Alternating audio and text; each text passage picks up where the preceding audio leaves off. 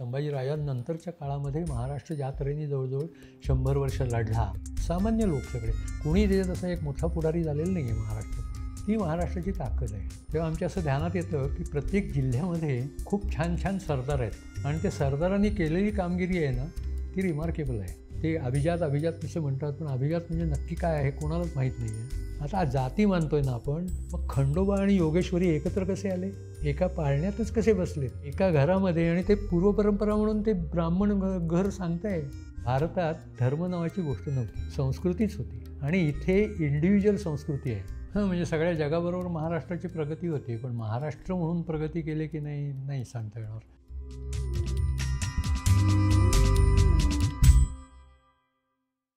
आजच्या महाराष्ट्राची उर्मी काय असं वाटतं तुम्हाला? महाराष्ट्राला म्हणून हो, अर्थात उर्मीवान लोक खूप आहेत, खूपच आहेत, पण प्रातिनिधिक अशी उर्मी आहे असं नाही वाटत मला. असं वाटतं म्हणून मी म्हणजे जेव्हा लास्ट टाईम एक गमतीदार तुम्हाला फडणवीस जेव्हा मागच्या वेळेला मुख्यमंत्री झाले, 5 वर्ष सलग त्यांनी केलं आणि प्रत्यक्षात काही घडू शकलं नाही त्या 5 वर्षात, पण जेव्हा ते मुख्यमंत्री झाले तेव्हा नॅचरली एक फ्रेश मुख्यमंत्री आला आहे असं म्हणून एक वेगळ्या तऱ्हेचा. आणि तो ऑपोजिशन लीडर म्हणून त्यांनी खूप स्वतःला छान एस्टॅब्लिश केलेलं होतं. तो अभ्यासू माणूस वाटत होता, समाजाशी संपर्क असलेला वाटत होता. तर त्यांना मी आता मी जर्नलिस्ट असल्यामुळे थोडा फिलर म्हणून त्यावेळेला एक त्यांच्यापर्यंत फिलर पाठवला. मी काही पोचू शकलो नाही त्यांच्यापर्यंत, की आत्ता तुम्ही जर एक गोष्ट चांगली करू शकलात तर तुमचं महाराष्ट्रामध्ये जी उर्मी तुला म्हणायची ना, ती उर्मी त्यावेळेला निर्माण होऊ शकली असती. की आत्ता महाराष्ट्रामध्ये प्रत्येक तालुक्यामध्ये ॲज वी हॅव ऑब्झर्व्ड 10 ते 15 लोक तरी एकदम वेगळ्या तऱ्हेचा विचार करणारे लोक आहेत. उपक्रम करत असेल, विचार म्हणजे उपक्रमातून आहे, वेगवेगळ्या तऱ्हेने. कुणी एक संस्था बांधून असेल, कुणी एक व्हेंचर करत असेल कुठचं तरी. असे 10-15 लोक 100% प्रत्येक तालुक्यात होते, कारण की तिला पाठीमागे इतिहास होता, डेमोक्रेसीचा इतिहास होता त्याच्या पाठीमागे. जसं सुरुवातीला चव्हाण होते तेव्हा त्यांनी जिल्हा परिषदेचं राजकारण सुरू केलं आणि जिल्ह्यात पुढारी झाले आणि सिंहासन नावाचा चित्रपट उचलला. त्याच्यात जिल्ह्यांचं राजकारण आहे. आणि आता नंतरच्या काळामध्ये जिल्ह्यांचं राजकारण तालुक्यापर्यंत गेलं आहे ना, त्याची आपण दखलच घेत नाही आहोत.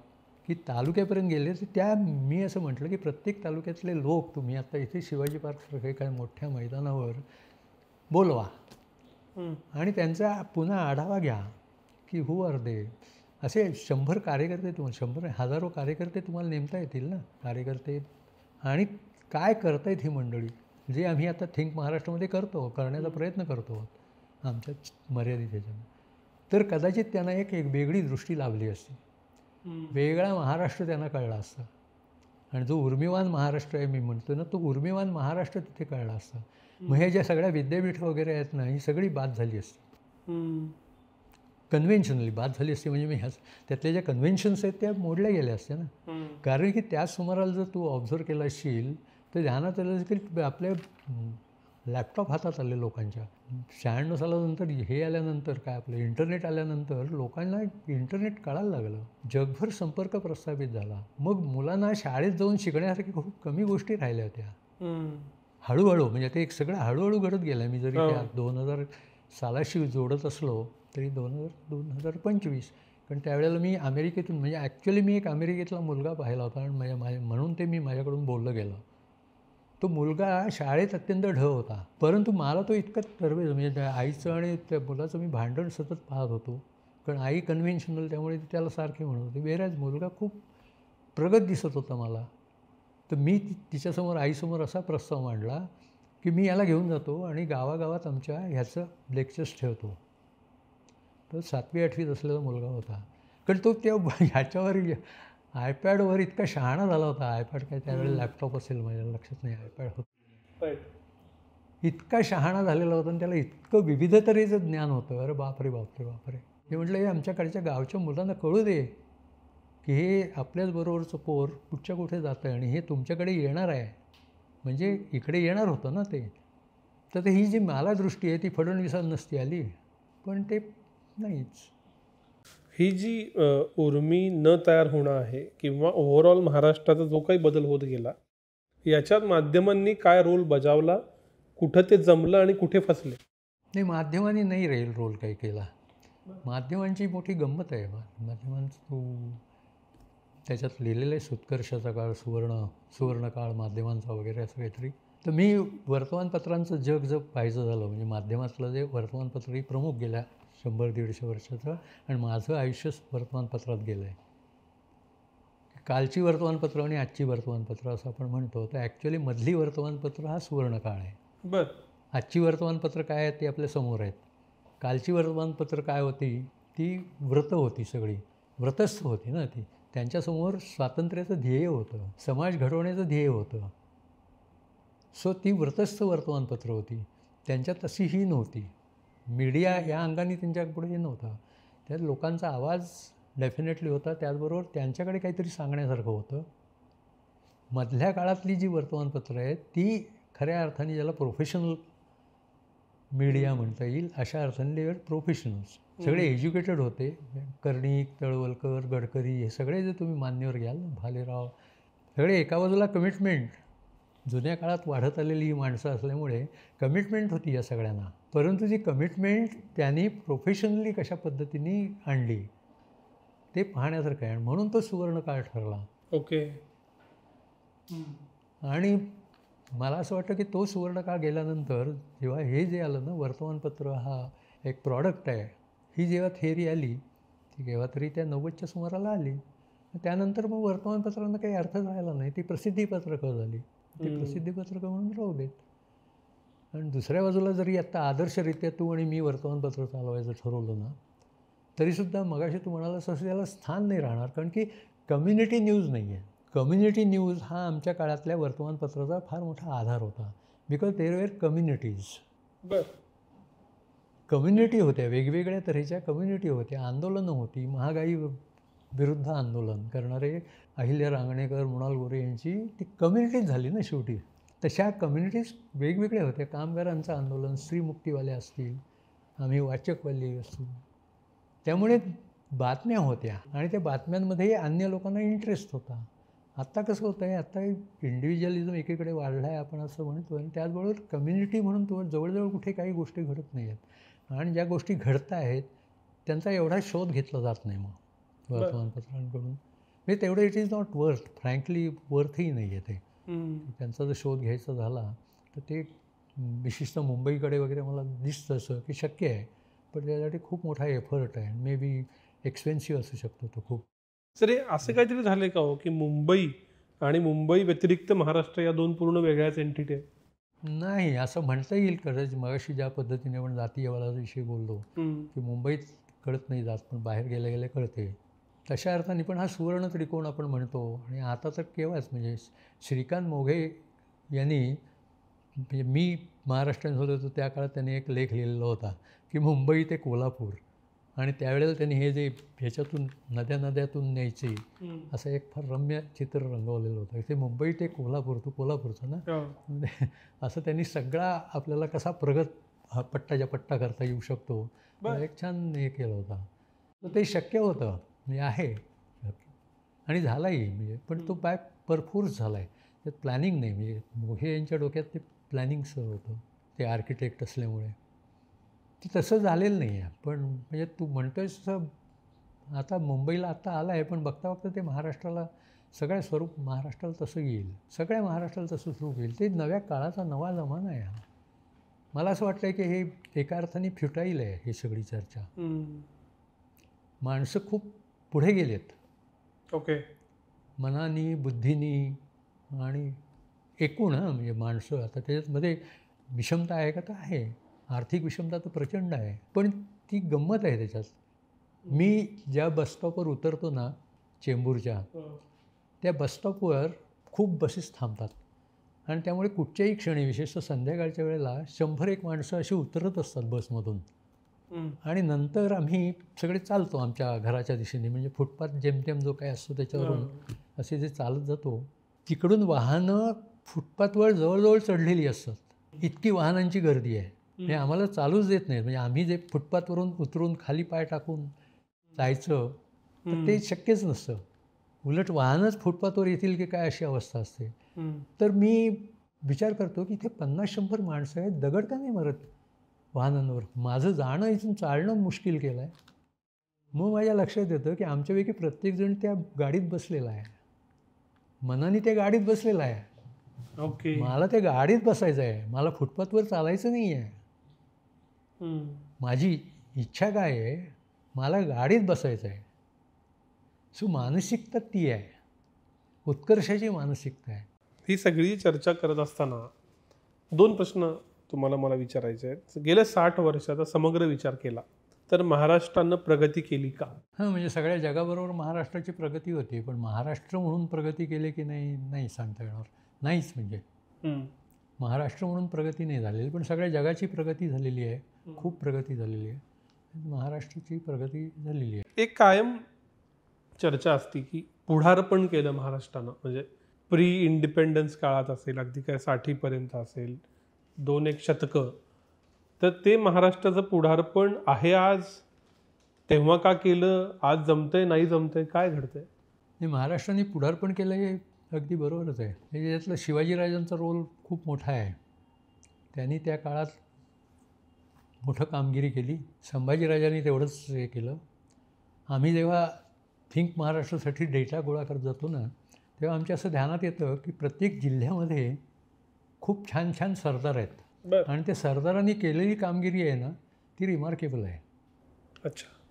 सदानंद मोरे यांनी त्यानंतरच्या काळात, म्हणजे संभाजीराजांनंतरच्या काळामध्ये महाराष्ट्र ज्या तऱ्हेने जवळजवळ 100 वर्ष लढला, त्याचं फार सुरेख वर्णन केलं आहे एका पुस्तकामध्ये.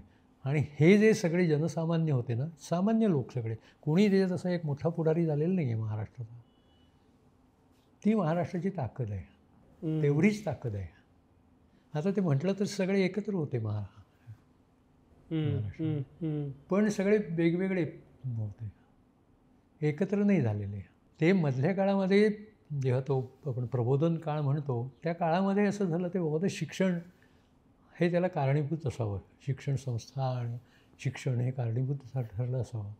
पण तो जांभेकर आणि आंबेडकर यांचा जो प्रबोधन काळ आहे, तो जबरदस्त आहे. आणि त्याच्यामुळे आपल्याला उगाचच असा एक भ्रम होतो की आपण खूप मोठे हे आहोत. पण आता गेल्या शतकाचं, म्हणजे माझ्या दृष्टीने मी त्याच्यात 3 युग कल्पितो गेल्या शतकामध्ये. एक टिळक युग, आत्रेय युग आणि चव्हाण युग. यातले टिळकच नॅशनल लेवलला आहेत, चव्हाण आणि आत्रेय नॅशनल लेवलला नाहीत, ते आपल्या महाराष्ट्रातले. ही जी आहे ती, त्याचं कारणच ते आहे की तो जो डिफिडन्स, एक संबंध, तो कुठच्या टप्प्यावर आणि कसा आला हे कळत नाही. इवन बाबासाहेब आंबेडकरांना नाही ते मिळालंच. खरं तर आंबेडकरांची इतकी थोरवी आहे, म्हणजे आता जसजसं त्यांचं नवीन नवीन पैलू प्रकट होत आहेत, त्याच्यावरून असं वाटलं की हा केवढा मोठा माणूस होता. आणि त्या मानाने मग त्यांना श्रेय त्या काळाच्या अशा ह्याच्यात दिसत नाही. तुम्ही गेल्या शतकातली ही 3 युग म्हणताय, पण ती प्रॅक्टिकली 75-80च्या आसपास संपतात, 5-10 वर्ष इकडं तिकडं. मग गेले 40-45 वर्ष कुठलं युग चालू? नाही ना, युग नाही आहे ना, त्यानंतर टेक्नॉलॉजीचंच युग आहे. पण त्या काळात झालेलं आहे, म्हणजे आपलं, म्हणजे मला असं वाटलं की आपण फार दुर्लक्ष केलं, विशेषतः सुबोध वर्गाने दुर्लक्ष केलं की ह्या काळात जे खरे पुढारी झाले ना महाराष्ट्राचे, म्हणजे ज्यांनी महाराष्ट्राचं नाव केलं, ज्यांनी महाराष्ट्राला काहीतरी कॉन्ट्रीब्यूट केलं, आणि असे 3 जणं होते. शरद जोशी आहे, तो उघड आहे, शरद जोशींनी. असे भंवरलाल जैन. भंवरलाल जैन हा एक अद्भुत पुरुष होता. त्या मानाने त्यांचं ते काय, मला गणित कळलं नाही. त्यांचं स्वतःचा इंडस्ट्रीची ग्रोथ तर उत्तमच आहे, परंतु ती एका बाजूला त्यांची अतिशय अशी उर्मी होती की तिचं सामाजिकरित्या, सार्वजनिकरित्या ती प्रकट व्हावी. प्रकट म्हणजे ही नाही, त्यांची उर्मी म्हणतो मी. सर्वसामान्य माणसाचा उत्कर्ष हे त्यांचं ध्येय होतं. ते स्वतः सर्वनामान्य होते, तिथून ते त्या पदाला पोचलेले होते. ते त्यांचं लक्ष होतं. ते इतके फार झकास, म्हणजे तो इतका माणूस मोठा आहे ना, त्या मानाने त्यांचं नाही, आपण ते इंडस्ट्रियलिस्ट असल्यामुळे त्यांच्याकडे त्या पद्धतीने पाहिलं गेलं की स्वतःचा त्यांच्या त्या जैन उद्योगाच्या बाहेर त्यांना काढलं पाहिजे. की ते प्रचंड मोठी व्यक्ती आहे ती. ऑलमोस्ट गांधींशी, म्हणजे आपल्या महाराष्ट्रापुरतं गांधींशी तुलना करता येईल अशा लायकीचा माणूस आहे तो. आणि तिसरे होते ते एकनाथ ठाकूर. ते एकनाथ ठाकूरांचं असंच झालं. त्यांनी आता सारस्वत बँक कुठच्या कुठे नेऊन पोचवली, पण त्यांची जी संबंध सांस्कृतिक दृष्टी होती ना, त्या माणसाला एका बाजूला आर्थिक उत्कर्ष ही सगळ्यात मोठी गोष्ट आहे, त्यांनी त्या आणीबाणीच्या काळामध्ये स्टेट बँकेत इतकी प्रखर भूमिका घेतलेली आहे आणि त्यानंतर स्वतःचं एक साम्राज्य उभं करून नंतर सरस्वत बँकेला उत्तम टोकाला नेलं आणि सगळीकडे अर्थकारणाचं महत्त्व त्यांनी एस्टॅब्लिश केलं, विच इज रिमार्केबल. आणि नुसतं अर्थकारण न सांगता त्यातली जी सांस्कृतिकता आहे ना ती फार जपली. तर हे 3 लोक जे आहेत ना, ह्या 3 लोकांना आपण फार तेवढ्यापुरतेच पाहिले. आमची जी पिढी आहे ती 90s जन्मली आहे आणि ह्या सगळ्या आमच्यासाठी कथा आहेत. आम्ही महाराष्ट्र म्हणून कुणाकुणाकडं कोणकोणत्या गोष्टीकडं कशाकडं बघावं आणि पुढं घेऊन जावं महाराष्ट्र आमच्या परीनं काय करायचं असेल. हे मग ते तुम्हाला थोडं एक वर्षभर थांबावं लागेल, 1-2 वर्ष, की विजन महाराष्ट्र फाउंडेशनतर्फे आम्ही गेल्या शतकातली ज्यांनी 100 वर्ष म्हणजे आत्ता ज्यांची शताब्दी साजरी होते 2000 ते 2030. 2000 साली गत्रे माडखोलकरांची शताब्दी आली आणि तिथपासून आमच्या असं ध्यानात आलं की दरवर्षी 4-5 असे शताब्दी वीर होत आहेत. 2018 साली कहर झाला, तो म्हणजे सुधीर फडके, पु ल देशपांडे आणि ग. दी. माडगुळकर हे तिघंही जन्मशताब्दी यांची होती. आणि सगळीकडे महाराष्ट्रभर आणि परदेशीसुद्धा आता त्यांचं एक वेगळ्या तऱ्हेने येतं.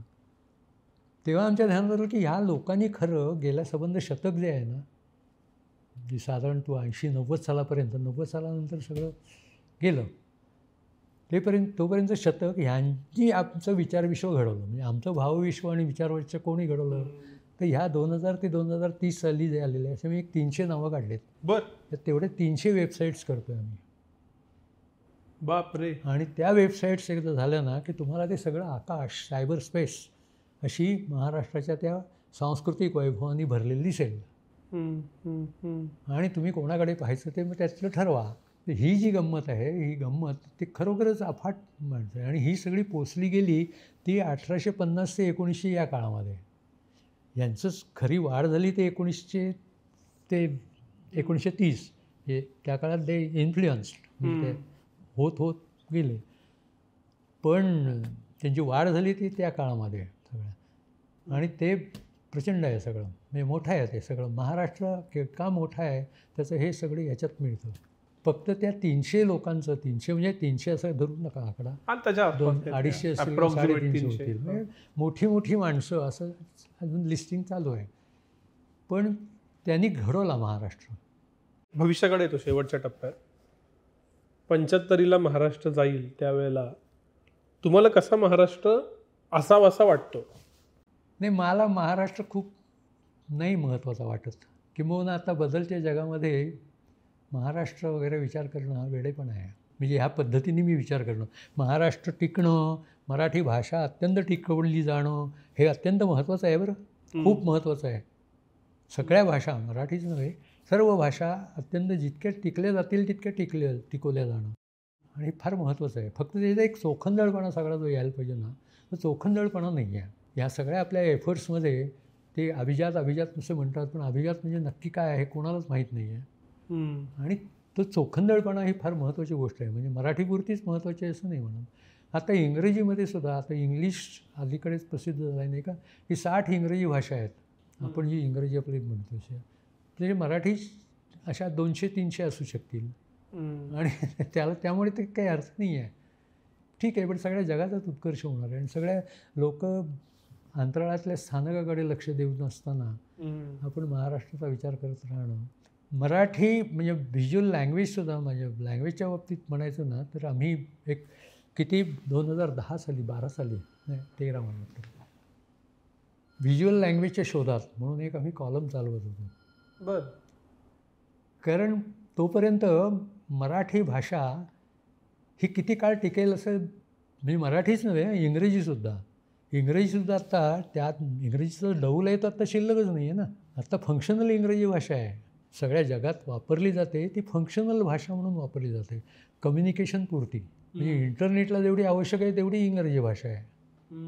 इंग्रजी भाषेची अशी काही मोठी तिथे इंग्लंडमध्ये सुद्धा असा काही शोध घेतला जात नाही आहे जसा मराठीचा इथे घेतला जात नाही. आत्र्यांनंतर मराठीचा डौल संपला असं आपण म्हणतो, तो मराठीचा डौल संपलाच. ती जी भाषा म्हणून जो डौल होता तो आता तुमच्या म्हणजे तुझी 90ची पिढी म्हणतो त्यांना औत्सुक्यही नाही आहे ना. भाषेचं औत्सुक्य नाही आहे. परवाच मला ते पुस्तक भेटलं असं म्हटलं कोणी, की आपल्याला लगेच असं म्हणजे सिनियर लोकांना त्रास होतो. पण तो भेटलं हा 75रीत तोच शब्द राहील आणि भेटला हा रूढ असेल झालेला आणि नथिंग रॉंग इन इट. कारण भाषा तशीच बदलत असते ना. त्यामुळे भाषेकडे ह्या पद्धतीनेच पाहिलं गेलं पाहिजे. भाषेला तर व्हिज्युअल लँग्वेजचा तर गमतीदार हकीकत आहे. माहिती आहे का तुला? फार एक रानडे नावाचा आर्किटेक्ट पुण्याचाच आहे तुमचा, पण तो टर्न टू प्रॉडक्ट डिझाईन. तो इथे IITमध्ये लेक्चर्स द्यायला यायचा. तर एक दिवस माझ्याकडे आला. तर माझं काही काम होतं ते उरकल्यावर जाता जाता तो म्हणाला, की तुम्ही ग्रंथालय नावाचं काहीतरी करता ना? ही थोडी जुनी गोष्ट आहे. हां, म्हटलं ग्रंथालय म्हणजे आता तुम्ही लोक वाचत नाही ना, तो तुझ्याच वयाचा असं त्यावेळेला. त्यामुळे तो म्हणाला तुमच्या भाषेत वाचत नाही आम्ही. म्हटलं इंग्रजीत तरी वाचतोस का? मला काही हरकत नाही आहे. फ्रेंचमध्ये वाचत असलं तरी वाचन महत्त्वाचं आहे. कारण की त्यावेळेला आम्ही वाचन हे माध्यम आमच्या दृष्टीने फार मोठं होतं. तर तो म्हणाला नाही मी कुठे म्हटलं माझ्या भाषेत नाही, माझ्या भाषेत मी वाचतो. म्हणजे तुझी कुठची भाषा आहे असं मी त्याला विचारलं. तो म्हणाला माझी व्हिज्युअल लँग्वेज आहे. तर आमच्या त्या व्हिज्युअल लँग्वेजचा शोध असं म्हणून मग नंतर आम्ही बरेच खटाटोप वेगवेगळे केले. पण त्याच्यावर मग त्या रानडेंनीच उत्तर दिलं की की प्राकृत भाषेचा शोध जेव्हा लागला तर ज्ञानेश्वर कुठच्या वेळी जन्माला आले आणि कुठच्या वेळी त्यांनी ते प्राकृत आहे असं कोणी ठरवलं होतं का? त्यांनी जी भाषा ज्ञानेश्वरी लिहिली ती प्राकृत भाषेत लिहिली, ती लोकांपर्यंत पोचली आणि त्याच्यातून प्राकृत मराठी पुढे असं विकसित होत गेलं. तशी ती व्हिज्युअल लँग्वेज विकसित होईल ना. तुम्ही मला आत्ता विचारेल का तुमच्या बायकोला आज वांग्याची भाजी करायला सांगायची तर वांग्याचं चित्र काढून दाखवा, मी वांग्याची भाजी कर असं तिने समजायचं. असं ह्याला व्हिज्युअल भाषा तर ती व्हिज्युअल भाषा विकसित होईल, विच इज ट्रू. आता व्हिज्युअल भाषा इतकी झपाट्याने जाणवत आहेच ना आपल्याला. ते फक्त कम्युनिकेशन कसं असेल व्हिज्युअल भाषेमध्ये आम कम्युनिकेशन कसं असेल याचा आत्ता आपल्याला अंदाज नाही आहे. तुमच्या सगळ्यांच्या उर्मी व्हिज्युअल आहेत. तुम्ही या मुलाखतीच्या सुरुवातीला असं म्हणालात की अस्मिता महत्त्वाची आहे. माझी एक मराठी माणूस, एक महाराष्ट्रीय माणूस म्हणून आयडेंटिटी, मी व्यक्ती म्हणून ती जपण्यासाठी आणि ती वृद्धिंगत करण्यासाठी काय केलं पाहिजे? नाही, आता आम्ही मराठीसाठी बरेच प्रयत्न करतो आहोत. किंबहुना आम्ही 5 संस्था एकत्र झालो आहे आणि मराठी आयडेंटिटी हा त्यातला म्हणजे मराठी कम्युनिकेशन, मराठी संभाषण वाढावं, संवाद वाढावा. MKCLचे विवेक सावंत हे यांच्या पुढारपणाखाली हे सगळं चाललं आहे. तर ते संभाषण वाढावं असं आणि हे ह्याच कल्पनेने चाललं आहे की perhaps yours is last generation, तू ज्या तरुणपणात आहे त्यानंतर मराठीतलं संभाषण हे मुश्किल होईल. तर ते वाढत राहावं, आणखी काही पिढ्या जेवढं वाढेल तेवढं वाढावं ह्या हेतूने. त्यासाठी आम्ही काही तर मराठी कम्युनिटी म्हणजे वेगवेगळे गट निर्माण करणं असे अनेक संकल्प आहेत. पण त्याच्यात एक महत्त्वाचा गोष्ट अशी आहे जी परहॅप्स आजच्या काळाला अनुरूप आहे, ती म्हणजे मराठी कम्युनिटी वाढवणं. मराठीपण कसं व्यक्त होतं तर आपण आता तिघंजणं इथे मराठी आहोत म्हणून मराठीपण आहे. हा समजा 50 जणं असले आणि मराठी असले तर मराठी 50 जणं आहेत. पण 50 जणं मराठी या जमण्याची शक्यताच नाही आहे सध्या. इतकी दुरापास्त आहेत ना सगळ्या शक्यता. त्यामुळे मग त्या ज्या माध्यमातून शक्यता आहेत त्या माध्यमात मराठीपणाचं अस्तित्व जाणून देणं, म्हणून मराठी कम्युनिटी इंटरनेटवर आणणं की केव्हाही दाबलत तरी मराठी कम्युनिटी दिसेल. की एकेकाळी महाराष्ट्र टाइम्स, लोकसत्ता, पुढारी काय किंवा मराठवाडा काय किंवा जी तरुण भारत नागपूरचा, हे सगळे पेपर्स ते मराठीपणाचे एका अर्थाने द्योतक होते. मराठी मॅगझिन्स मराठीपणाच्या द्योतक होत्या. कारण की मी घरी गेलो की तुम्हाला दिसायचं की याच्या घरी मराठी मासिकं आहेत म्हणजे. तर ते दिसणारं आत्ता काय आहे तर दिसणारं आत्ता व्हिज्युअल माध्यम आहे.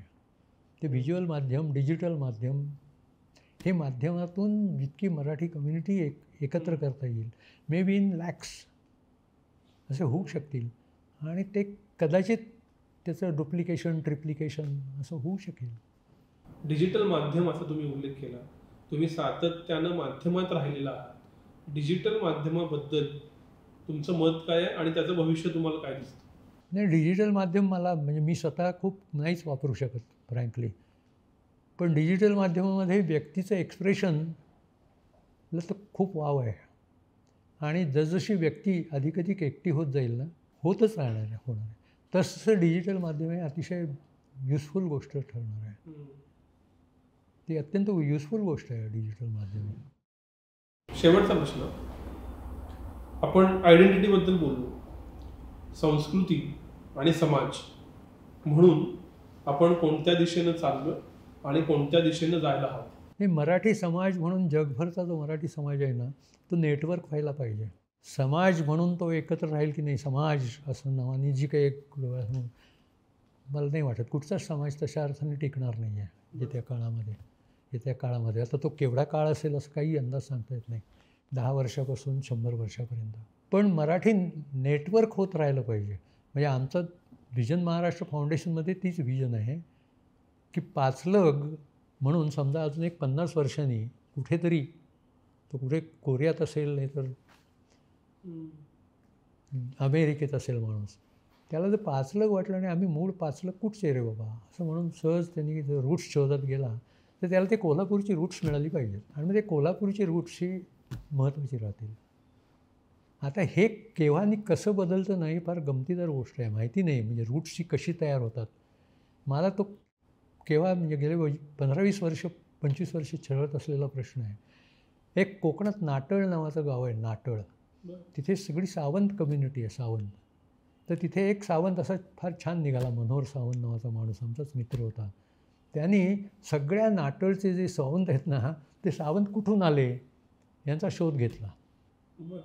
आणि ते जे काय असतील 200-500 सावंत, त्या 200-500 सावंतांचं त्यांनी सगळं एका मोठ्या पत्रकावर जसं कुलवृक्ष हे वृत्तांत करतात की नाही, मोठ्याच्या मोठं ते पुस्तक म्हणून आम्ही छापलं. म्हणजे नाटळ नावाचं ज्ञानयज्ञ, ते ज्ञानयज्ञ ही अफाट कल्पना होती.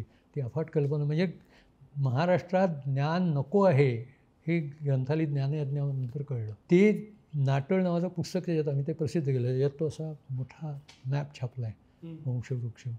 तर ते कुठून कुठून सावंत आले 400 वर्षापूर्वी असं त्याच्यात फार छान वर्णन आहे ते. पण त्या सगळ्या सावंतांना आपलं मूळ नाटळच वाटतं आता कोकणातलं. हे ते कुठे मध्य प्रदेशातून आले आहेत, राजस्थानातून आले आहेत, कुठून कोल्हापूर म्हणजे कुठच्या मार्गाने आले ते त्यांनी सगळे केलं आहे. बरं जनरली तोपर्यंत आम्ही अतिशय अभिमान बाळगायचो की हे युरोपमध्ये ही गोष्ट होती की युरोपमध्ये असे नकाशे लावलेले असायचे की आमचं कुळ कुठलं कुठे आणि ते घराघरात असतात असं आम्हाला सांगितलं जाईल. पण मला ते जेव्हा नाटळ सापडलं ना, आय वॉज व्हेरी हॅपी.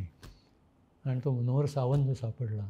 तर ही गंमत आहे की हे आता आपण का मानायचं की पाचलग हे मूळ कुठले आणि ते कोल्हापूरमध्ये केव्हा स्थिरावले आणि त्या 50 वर्षानंतर जो अमेरिकेत किंवा कोरियात पाचलग असेल तो शोध घेत जाईल तर तो कोल्हापुरातच का थांबेल, याला काही कारण नाही. आणि संस्कृतीबद्दल?